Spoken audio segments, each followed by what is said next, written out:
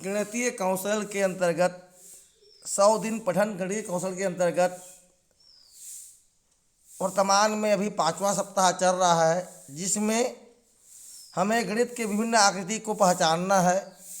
जो कुछ घर में ऐसे सामान होते हैं या आसपास ऐसे सामान होते हैं जो हमारे गणितीय आकृति से वो संबंधित होते हैं, तो उसको हमको पहचानना है। जैसे घर में मान लो रोटी बनता है, रोटी चीला, जिसको क्या बोलते हैं उड़िया में चकेल पीठा बोलते हैं ना, राखी चकेल पीठा बोलते हैं, वो क्या है, वो वृत्त है। और इस तरह हमारे घर में खाट भी होता है, जो क्या होता है, वो आयत है।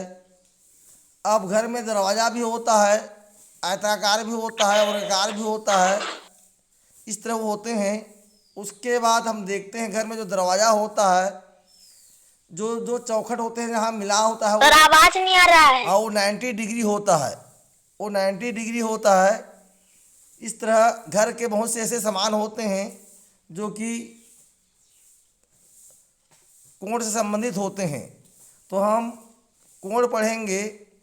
मान इस सप्ताह में है, 5वां सप्ताह है कि विभिन्न आकृति को पहचानना।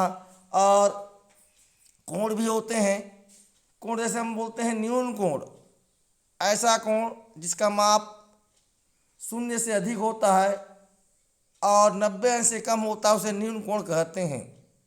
समकोण जिसकी माप 90 अंश होता है, उसे समकोण कहते हैं।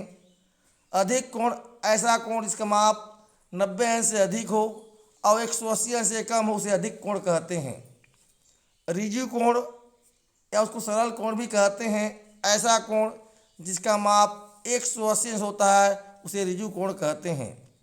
वृहत कोण ऐसा कोण जिसके माप 0 से, बृहत कोण माने 180 अंश से अधिक होता है और 360 से कम होता है, उसे बृहत कोण कहते हैं।